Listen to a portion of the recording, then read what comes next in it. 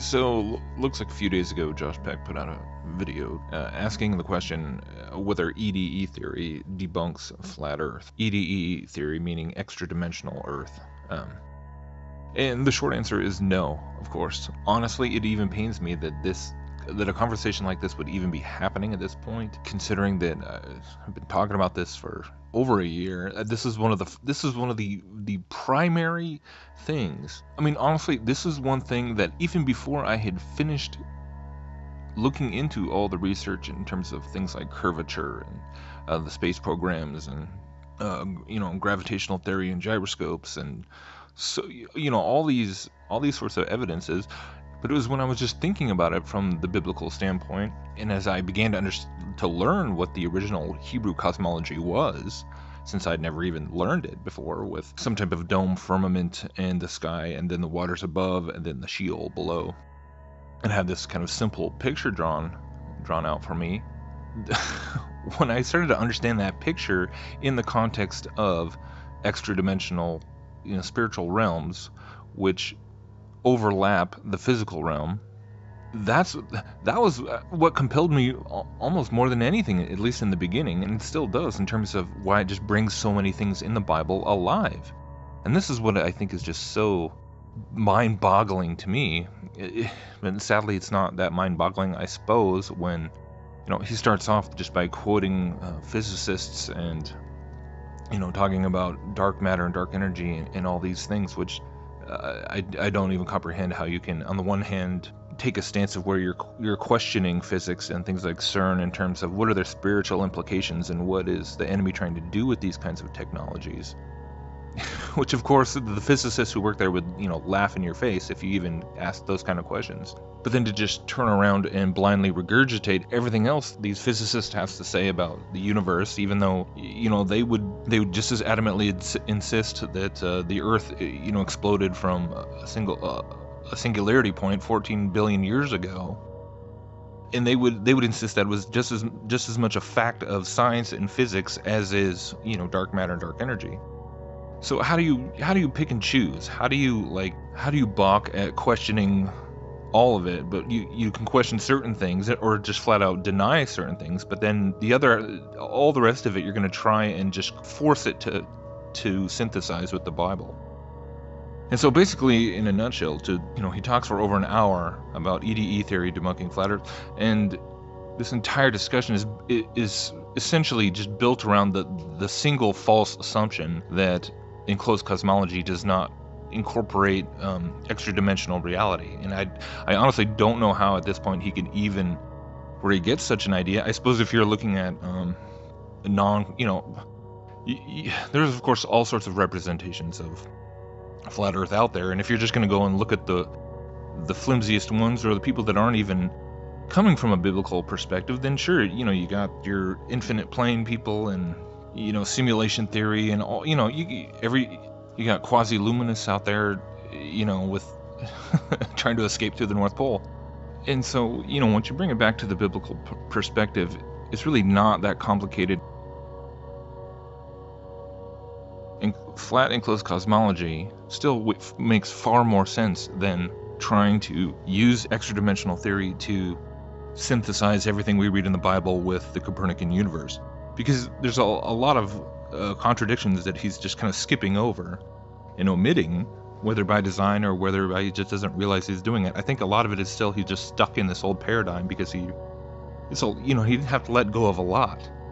He'd have to let go of all this stuff on quantum physics that he's now written a book on. That's a difficult step, right? So, I feel your pain, Josh, but good grief. I absolutely get the whole flatland analogy. I think it's a perfect way of trying to kind of allegorically understand higher dimensions, even though we can't experience them directly. But at the same time, what I think you have to be careful not to do is use extra-dimensional theory as just basically a convenient way of allegorizing away everything that doesn't seem to fit in with the Copernican paradigm. And that's essentially what's happening here. Because and this is what it just doesn't make sense once I started to understand how the firmament is sort of taught in these conflicting and contradictory ways within modern, heliocentric creationism. Because like Josh said, on the one hand, you're talking about the firmament being a barrier between three-dimensional space-time and then higher dimensions, which actually in an enclosed cosmology, that's absolutely what it is. I think it's, if anything, it's sort of the ultimate barrier. But of course, that doesn't mean that it's not also physical in the sense of it existing in our three-dimensional space. So just like you've talked about many things being things in higher dimensions that can pierce through, like with the flatland analogy, if a three-dimensional being pokes its finger through the two-dimensional plane, you're seeing a two-dimensional slice of a three-dimensional object, whereas higher dimensional objects, all we can see is a three-dimensional slice of a hyperdimensional aspect of creation, but a higher dimensional construct. And again, when we're talking about pillars and corners of the earth and the bowels of the earth and all these things, yes, there's extra dimensional, higher dimensional things, but you can't. But I think the real telling part of that whole conversation is when you get into the discussion of where the intersect is. Like, how does that really work? That's what the real, because otherwise the whole conversation is pointless. I could just take anything in the Bible that just doesn't seem to fit with whatever we're debating and just say, oh well, that's just talking about something in a higher dimension, so it could mean whatever.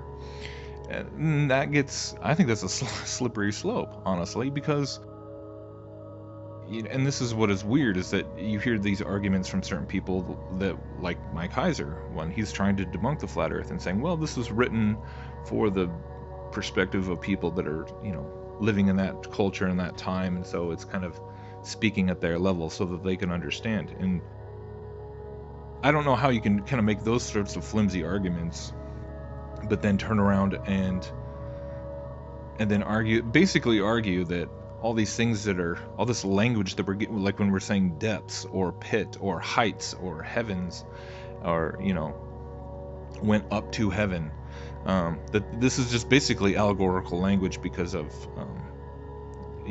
extra dimensional realities.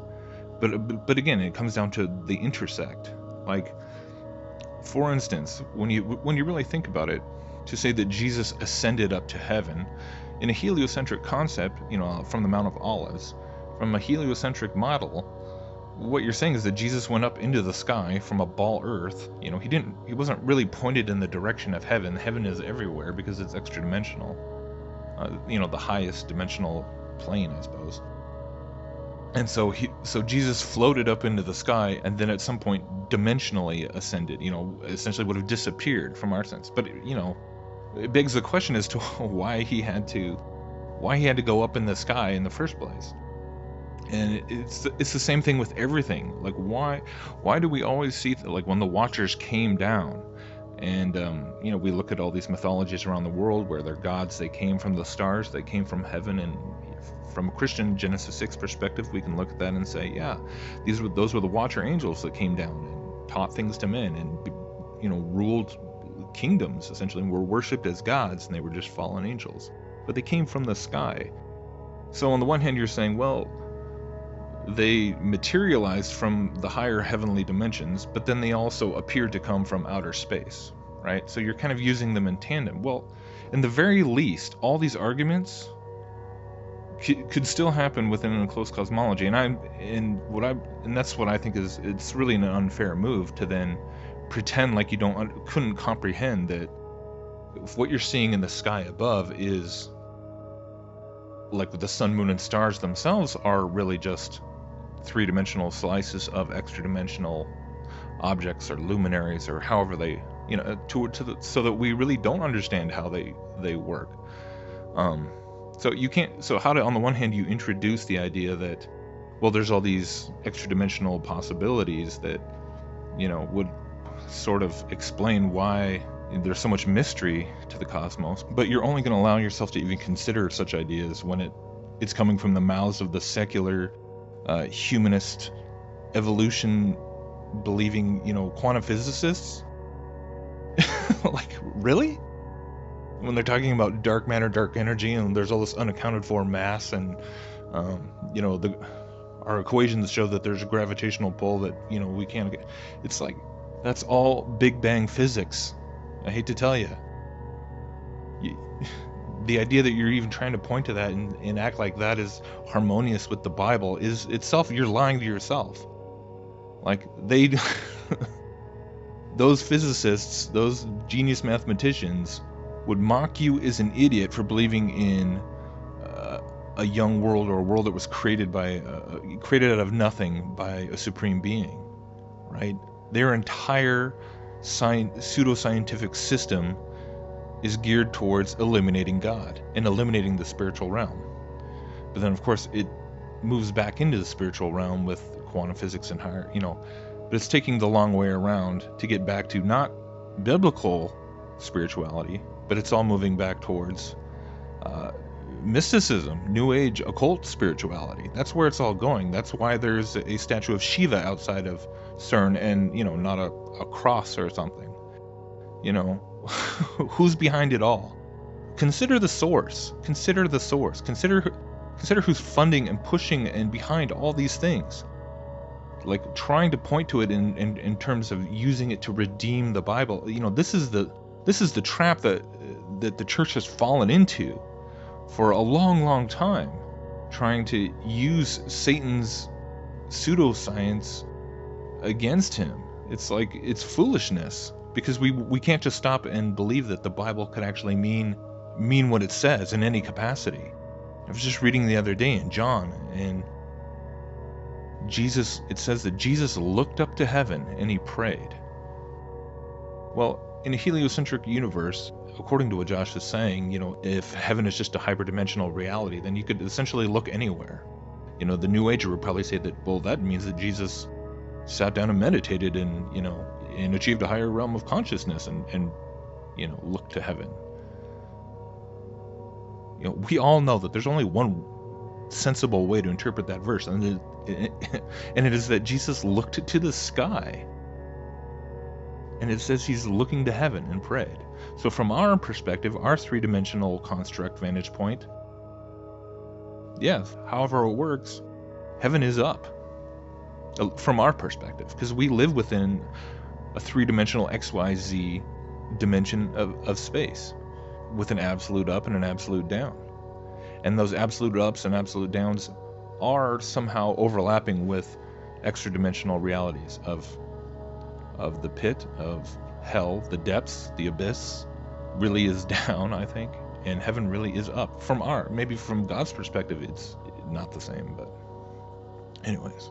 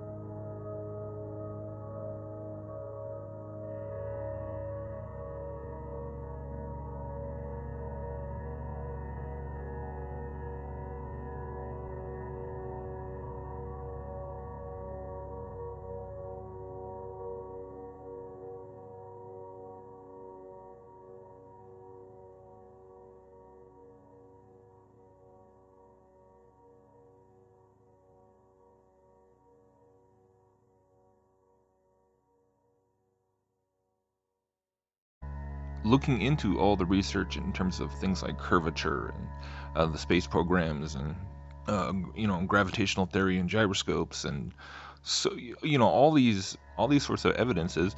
But it was when I was just thinking about it from the biblical standpoint, and as I began to learn what the original Hebrew cosmology was, since I'd never even learned it before, with some type of dome firmament in the sky, and then the waters above, and then the Sheol below. And had this kind of simple picture drawn out for me. When I started to understand that picture in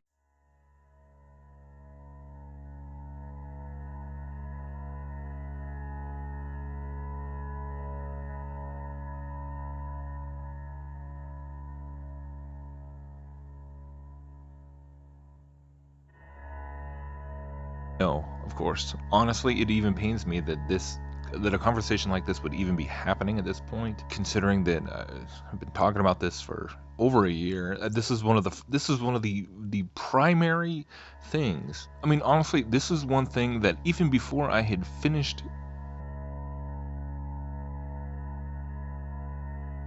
So, looks like a few days ago, Josh Peck put out a video asking the question whether EDE Theory debunks flat Earth. EDE Theory meaning extra-dimensional Earth. And the short answer is no.